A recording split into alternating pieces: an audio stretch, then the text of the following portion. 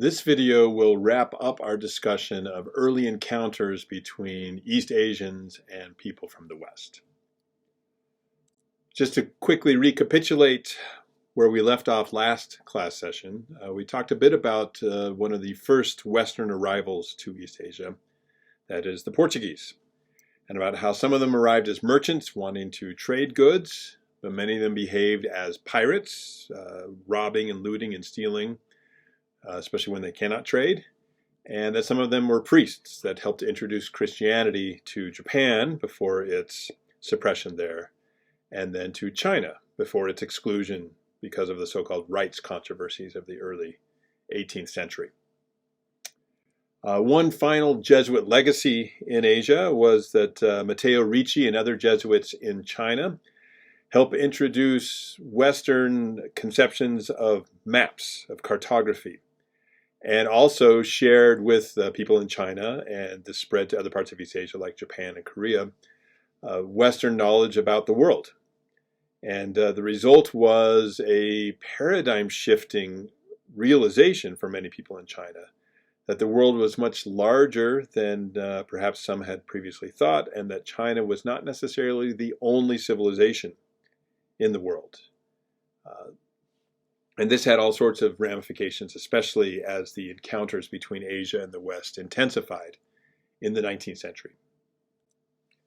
Another group of Europeans that became increasingly involved in East Asia is the Dutch. Like the Portuguese, they established various trading posts and small colonies on the coasts of the Americas, of Africa, South Asia, with their largest colonial holdings being in Batavia, which is modern-day Indonesia, but also had at least some presence in both China and Japan. We've already mentioned the fact that the Dutch were the only Westerners allowed to have any presence in Tokugawa, Japan, after the Portuguese were kicked out in the early 17th century. And their small colony in Dejima became the only conduit through which Western goods could be traded in Japan, and at least a few Western ideas became known to some in Japan, those that were interested in so-called Dutch learning. When it came to China, the Dutch sought to create a colony of its own, a base with which to trade with China, and this was on the island of Taiwan. In the early to mid-17th century, the Dutch established a settlement there, constructed a fortification, and called it Zeelandia. But in the mid-17th century, 1661 to 1662, a Chinese merchant that's usually known in Western literature as Koxinga, and then later his sons fought a war against the Dutch and prevailed. They destroyed Zeelandia fortress. They kicked the Dutch off of Taiwan. And this story is told very engagingly in Tonio Andrade's book, Lost Colony. And Andrade argues, and I think he's right, that this is a really significant moment because many in the West assumed that the West always had the upper hand in terms of military technology. And while this was often true on sea, it definitely was not the case on land. And the battle for Zeelandia is a good illustration of this. The most significant Dutch interaction with Korea happened in the same period, about the middle of the 17th century, when the crew of a Dutch ship shipwrecked on the Korean island of Jeju. But unlike Japan, where at least a handful of Japanese were interested in these strange foreigners and what they might learn from them, the main thing that the Koreans did with this crew of Dutch sailors was to keep them captive for many, many years until they were finally able to escape to Japan. And at least a few of them made their way back to Europe and told their story. If you want to read about this, Gary Ledger's book, The Dutch Come to Korea, is the go-to source for this interesting encounter between the Dutch and the Koreans. And then finally we have the British. Of course, at its peak, the British Empire is one of the largest empires the world has ever seen. The sun never sets on the British Empire, at least at its height. And much of the British imperial activity was actually aimed at getting to goods and markets in Asia. And hence you have the British East India Company, which was given a royal monopoly or charter in 1600. And its name, as it hints at, was initially focused on the Indies, Indonesia, where spices were found. But the East India Company ended up monopolizing British trade with China as well. And the East India Company faced two challenges that were also faced by other Westerners as they tried to approach the Chinese market. The first was the way that the Qing Empire allowed Westerners to trade was called the Canton system, named after the city Canton, Guangzhou. And basically the system said you only can reside here in Canton, and actually a little bit outside of the actual city, and you only can do business with local licensed merchants that were called hongs. You couldn't conduct any direct diplomacy with the Qing government. You always had to work through local government officials or through the Hong merchants. And as is always the case, if a group is given a monopoly on access to a particular medium of exchange, they typically jack up the prices. And this is what the Hongs repeatedly did. And so many British merchants were frustrated by the limitations of this Canton system. They were also frustrated by the fact, as we've mentioned before, that while there were many Chinese goods that outsiders like the British wanted to buy, tea, porcelain, silks, and other things, there was very little that the British had that the Chinese wanted to buy. And the result was an endemic balance of payment problem with British silver pouring into China in exchange for Chinese goods. So in an attempt to deal with these challenges, the British requested permission to actually be able to approach the Qing Emperor directly via a special mission, an embassy, that was headed by one Lord Macartney. And this happened at the very end of the 18th century. 1792 is when they embarked from Great Britain, and 1794 is when they returned. So Lord Macartney was entrusted with inviting the Qing, asking the Qing to change the Canton system to allow for more widespread trade between Great Britain and the Qing, but also to invite the Qing to enter into more Western-style diplomatic relations, sometimes called Westphalian relations. And these would include stationing of ambassadors in the respective capitals of the nations that have relations. Up to this point, this was simply not allowed by the Qing, with the only exception is one that we've mentioned previously, the Russian Orthodox Mission, which served as a sort of informal embassy for Russia in Beijing.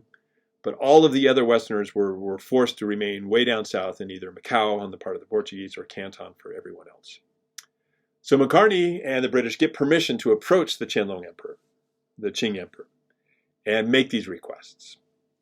But as they get closer and closer to where the emperor is residing, the Chinese handlers of this mission, the escorts, the guides, become increasingly agitated because they're not sure that Macartney is going to do what everyone has to do when they're ushered into the presence of the emperor, and that is kowtow, or kuto, the practice of bowing yourself down to the earth and literally knocking your head on the ground as a gesture of submission, as an acknowledgement of your inferiority vis-a-vis the official, or in this case the emperor, who is your superior.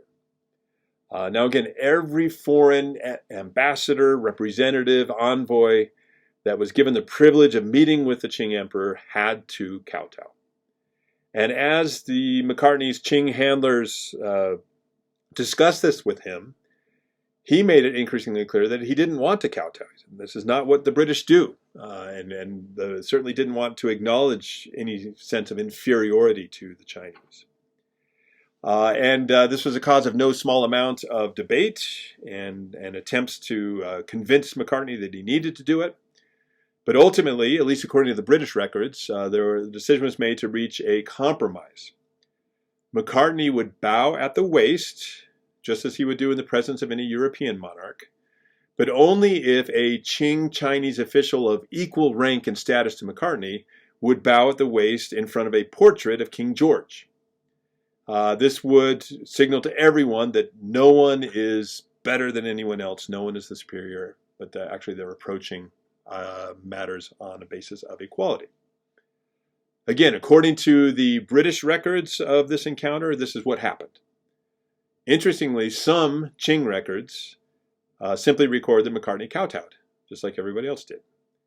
Most Western scholars in particular, but even some Chinese scholars, thinks that this is a face-saving fabrication on the part of the Qing officials. But whatever the case, whether he kowtowed or not, Macartney was sent home empty-handed. His requests for more trade access, his request to be able to station an ambassador in Beijing, were roundly rejected. The Qing Qianlong Emperor, this emperor who had ruled over the golden age of the Qing in the 18th century for many, many decades, simply saw no need to change the Canton system or other rules that structured the interactions between Chinese and Westerners. And in fact, the Qianlong Emperor wrote a letter to King George III, which basically said, thank you for sending your mission, but we're really not interested.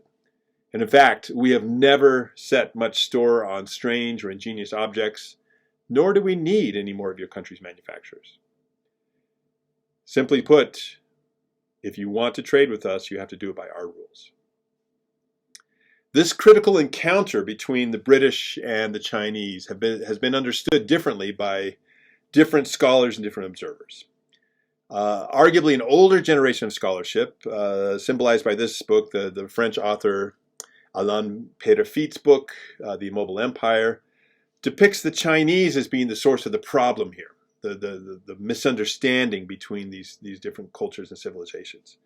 And the Chinese are often depicted as being conservative, afraid of change, of not willing to consider new ways of doing things. The Chinese are depicted as being proud, insisting on their superiority to everyone else. And the Chinese are often depicted as being exclusively focused on ritual. They only cared about the kowtow. They didn't care about the substance of relations between these two great empires, about trade and about diplomacy. They just wanted to make sure that the rituals were all done properly. This book, The Immobile Empire, is not the only place where you find this kind of conclusion expressed. However, a bit more recently, there's been some revisionist scholarship, among others by James Sevilla in his book, Cherishing Men from Afar, that asks what I think is a really interesting and important question. If it really is the case that it's the Chinese that are obsessed with ritual, whereas the British were more focused on matters of substance, of trade and diplomacy, where it's only the Chinese who care about kowtowing. If that were really the case, if the British really did care more about substance than ritual, well then why not kowtow? Why not engage in this meaningless ritual exercise in order to get access to the emperor and convince him to change the substance of relations? And Sevilla concludes, and I think he's right, that the fact of the matter is ritual mattered to both sides. And the real question was, whose rituals are we going to follow? And in 1793, 1794, the clear message was, you have to follow China's rituals. The China was strong enough, the Qing Empire was strong enough to be able to dictate its terms of engagement with the outside world. Interestingly, Macartney brought with him all the fruits of British science and technology. He brought telescopes, he brought globes, he brought a hot air balloon, he brought some cannons. And the hope was, by giving all of these kinds of gifts to the Qing, that they would realize how beneficial more commercial relations with Great Britain might be. However, after making all this presentation to the Qing court, Macartney was taken on a tour of the Summer Palace, among other places. And there, according to his own journal, he found it filled with spheres, clocks, automatons of such exquisite workmanship and in such profusion that our presence must shrink from the comparison and hide their diminished heads. In other words, the Qianlong Emperor wasn't really being stupid or not recognizing the superiority of British technology, because he had everything that the British had and then some. And it was only after the Industrial Revolution that Britain's clear advantage in technology became overwhelming.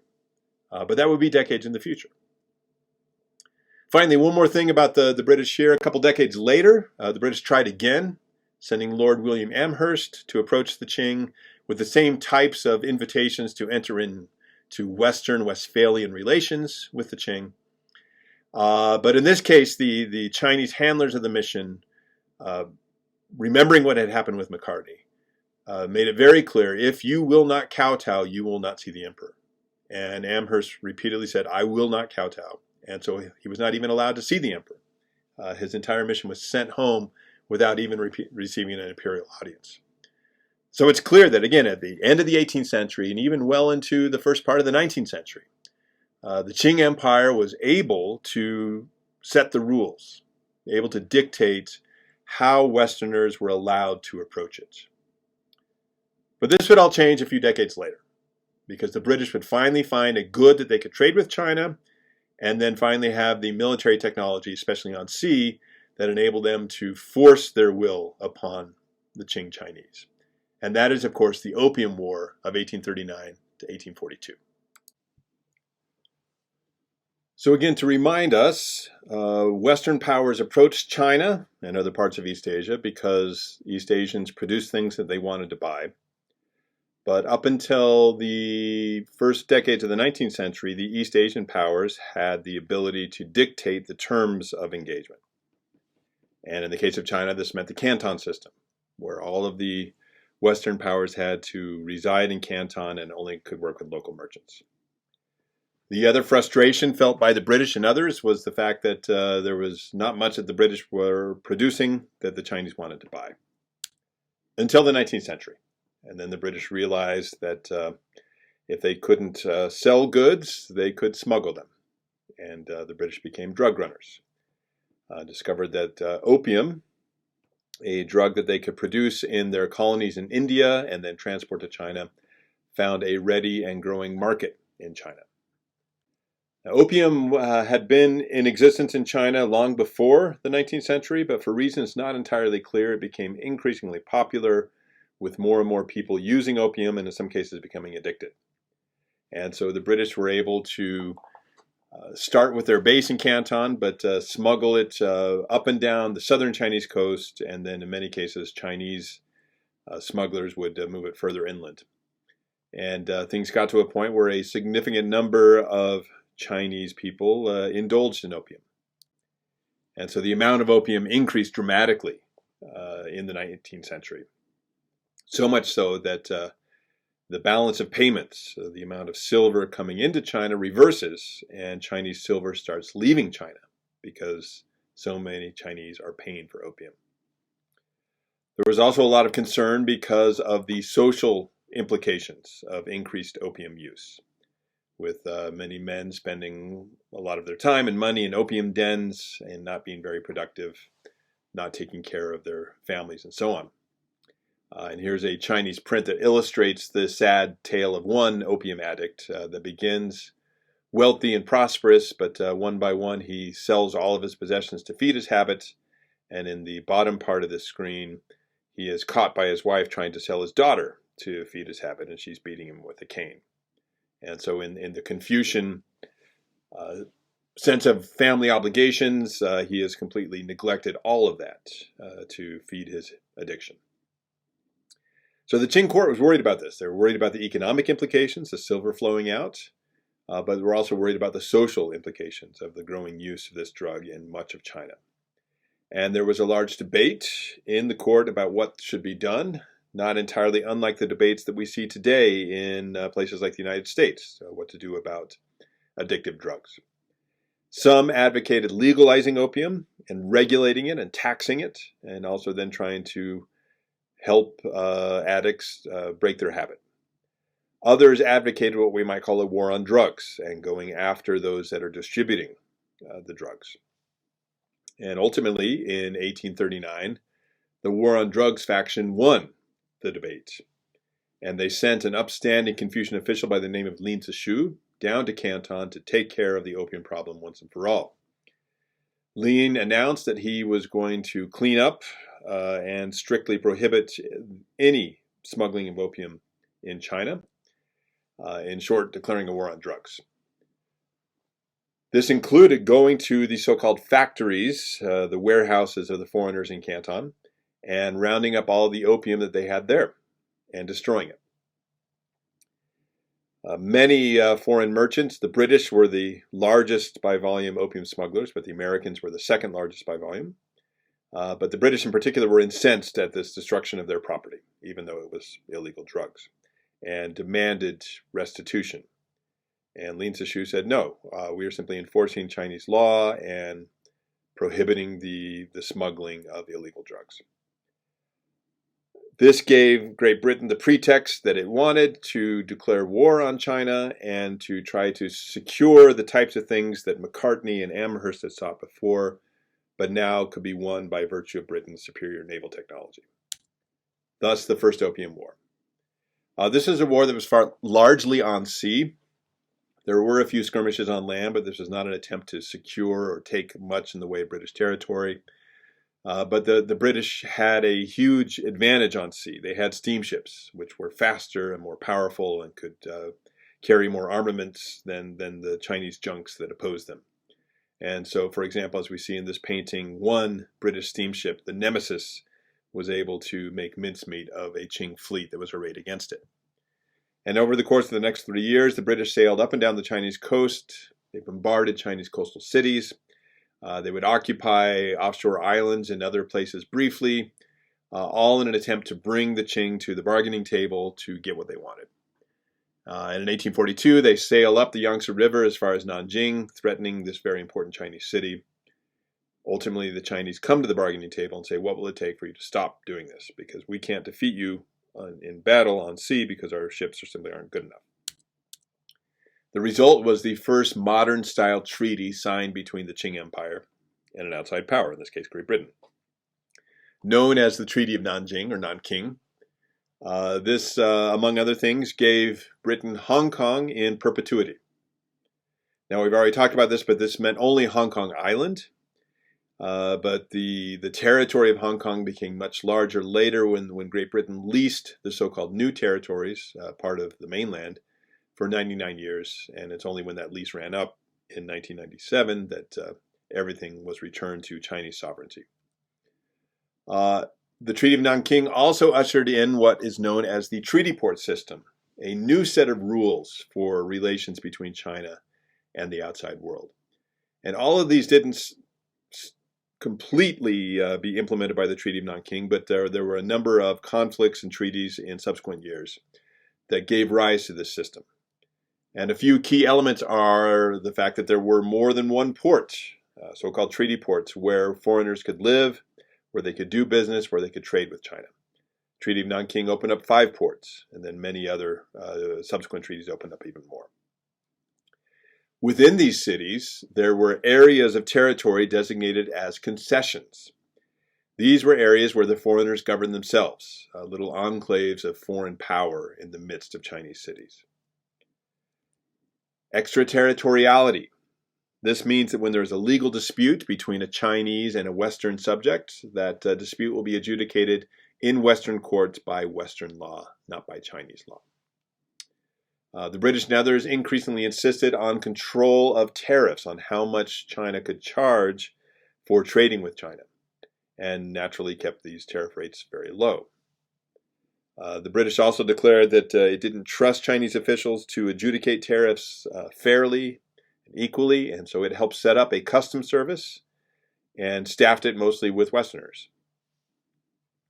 As the decades wore on, in many cases, foreigners would loan money to the Qing government, which needed it, and then demand all sorts of conditions in return for lending this money. And so increasingly, Westerners were ever more involved in various commercial affairs and financial affairs of the Qing government. And if there were ever cases when these concessions and treaty provisions were not met, the British and others would simply return with their gunboats and threaten China once again until it agreed to do what the outsiders wanted. Now again, the system did not spring into place overnight, but the Treaty of Nanjing or Nanking in 1842 started it, and then others followed. By the end of the 19th century, you have a situation like this where any number of ports along the coast of China are opened as treaty ports, and also key cities up the Yangtze River were designated as treaty ports as well. If you want to read about the Opium War, a really interesting account is by the British scholar Julia Lovell. And I find that her account does a really nice job of not only shedding light on China and Qing decisions in this conflict, but also Great Britain and also how it's been remembered today. And so again, a highly recommended reading. For many people in China, the Opium War ushered in what is known as the era or century of humiliation. Starts in 1839 when the First Opium War begins and lasts all the way until 1949 when the Chinese Communist Party takes over and establishes the People's Republic of China. And this is, in the minds and imaginations of many people in China, an era in which China still exists. There still is a Chinese government, but increasingly it is powerless to stop the imperialists from getting what they want. It's powerless to dictate the terms of China's engagement with the outside world, hence the humiliation. Much of this is imposed upon China from without. But during this period is also China is rocked by rebellions and uprisings from within. And of all of these, the most significant in terms of the territory seized and the lives lost is the Taiping Rebellion, which takes place roughly from 1851 to 1864.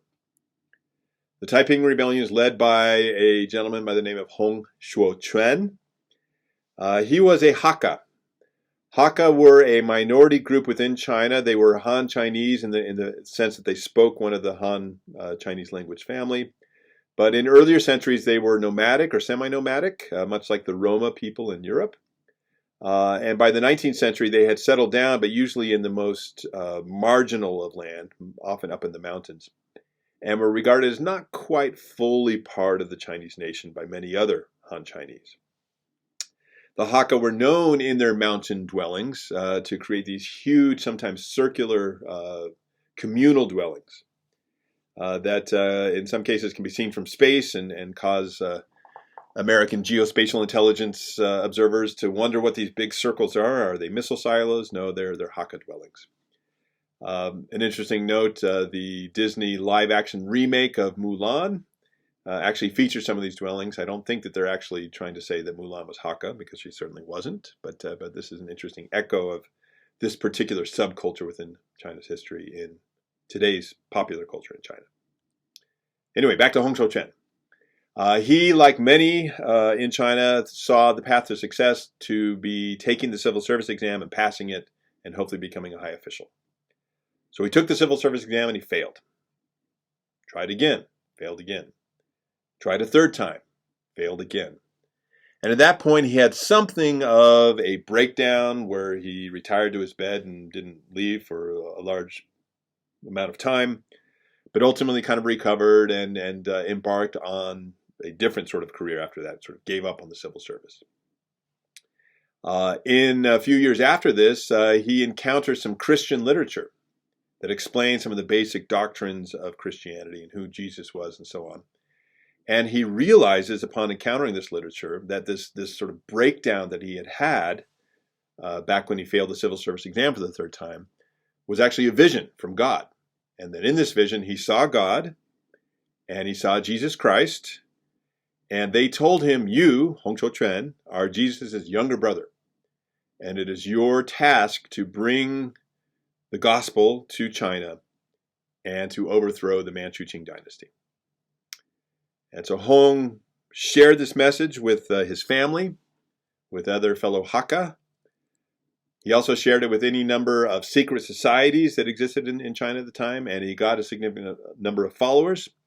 And ultimately, he raised the banner of rebellion and declared that instead of the Qing Empire, the new China should be the kingdom of heavenly peace, the Taiping Tianguo. In this, he's definitely influenced by Christianity, repeated, for example, the Ten Commandments a lot and other Christian teachings.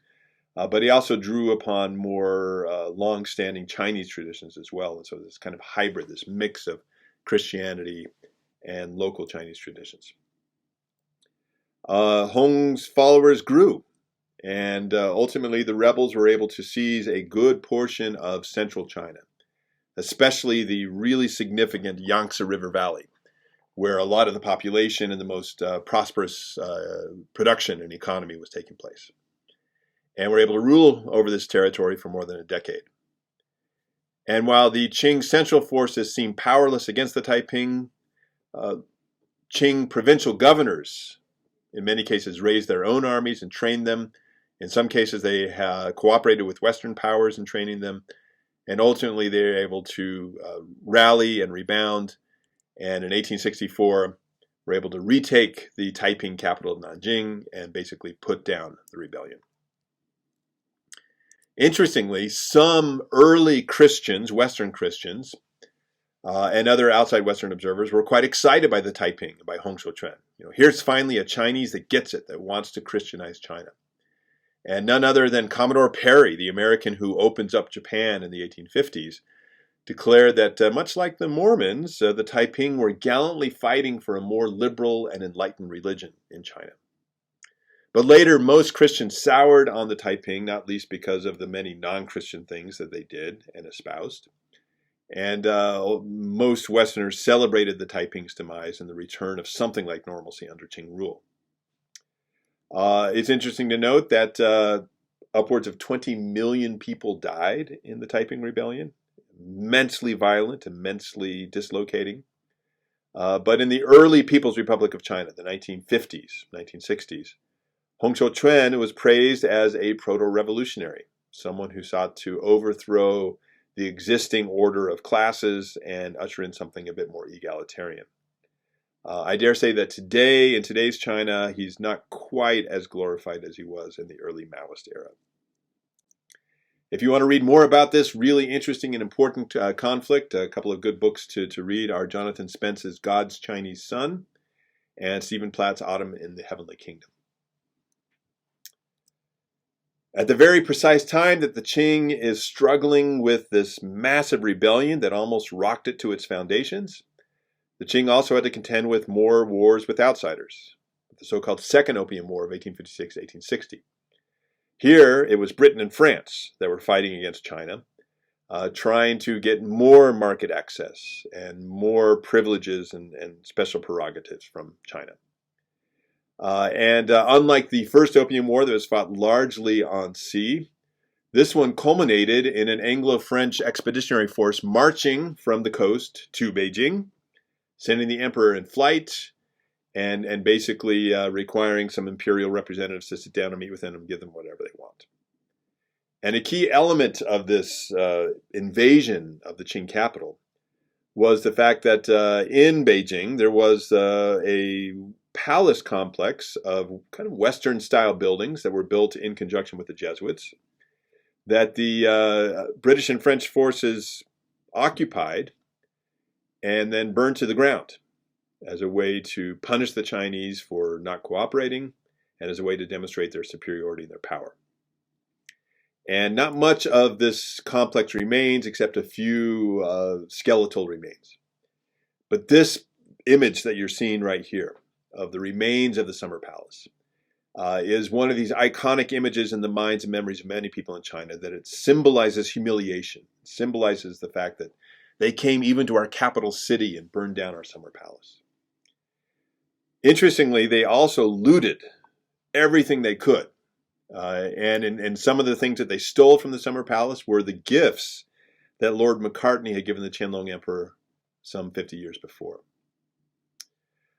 This is something that many people in China remember. It's part of their historical memory. It's part of this sense of humiliation, of grievance, and a determination to never let this happen again. But I dare say for many Westerners, this chapter of interactions between China and the Western world has been largely forgotten. And I want to share one little anecdote that I think illustrates this very nicely. My wife and I are big fans of watching the Westminster Kennel Club dog show, in which all sorts of different breeds of dogs compete to be best in breed and the best in show. And a few years ago, the dog that won the whole thing was a Pekingese. And if you've ever watched the Westminster Kennel Club dog show, you know that when the breed is first introduced, the MC gives a little bit of historical background about the breed, about where it came from, about its characteristics, and so on. And I remember watching this and listening to this narrative about the Pekingese and hearing the phrase that was something like this. You know, the Pekingese was first introduced to Great Britain and then from Great Britain to other parts of the West in 1860 from China. The Pekingese were known as the dogs of the imperial court. And as such, they are delightful little lap dogs. They love to sit on your lap. They're very friendly and cuddly, and obviously also very small and more than a little strange looking. But I remember thinking at the time, 1860, what happened in China in 1860? And I wondered what the conditions were by which the first Pekingese dogs were actually brought from China to Great Britain. Well, the answer is they were stolen. They were looted. And this was something that was openly acknowledged and celebrated at the time. Here's one account. British soldiers in Peking entered the seemingly empty summer palace and found there 5 little dogs near the body of a lady, possibly the emperor's aunt, who had committed suicide upon hearing the sound of the approaching troops. These 5 little dogs were bundled up and taken back to England. British Captain John Hart Dunn wrote his view of the event in his journal. "I've been able to retain a good many trifles that I bought in the French camp, and also a pretty little dog, a real Chinese sleeve dog. It has silver bells around its neck. People say it is the most perfect little beauty they've ever seen." And of these 5 Pekingese that were brought back from China, looted, one was actually presented to Queen Victoria as a gift. And what did they name this dog? Ludi, making no pretense of where this came from or the process by which these dogs were transported from one world to another. And the British media covered this with a lot of fawning articles about Ludi. Ludi was painted by painters and so on. At the time, there was no hiding it. And in fact, the fact that the British were looting things from Beijing was celebrated. But I dare say that, 150 years later, the Westminster Kennel Club Dog Show, that particular aspect is largely forgotten, and in the minds and memories of many in Great Britain and the United States, so too is the origin of things like the Pekingese breed.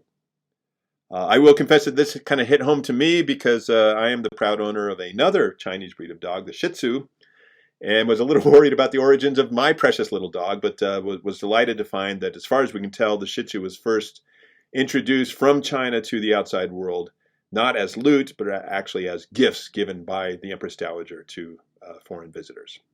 So at least there's that.